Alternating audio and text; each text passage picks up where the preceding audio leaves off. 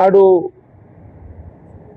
మార్పు రావాలి, కేసీఆర్ పోవాలనే నినాదంతో ముందుకు పోయారు.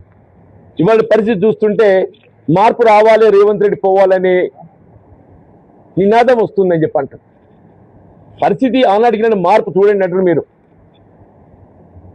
ఆనాడు మార్పు రావాలి, కేసీఆర్ పోవాలనే నినాదంతో ముందు పోతే ఇవాళ ఏమొస్తుంది నినాదం?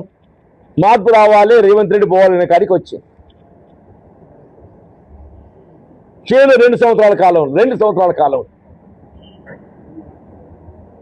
మన ఎన్నికలు చేసినటువంటి వాగ్దానాలు నెరవేర్చులో ఏదైతుందో, మన ప్రజల ఆకాంక్షల మేరకు ఏదైతుందో నెరవేర్చలేకపోతున్నాం. కాబట్టి ఇంకో this is one of the example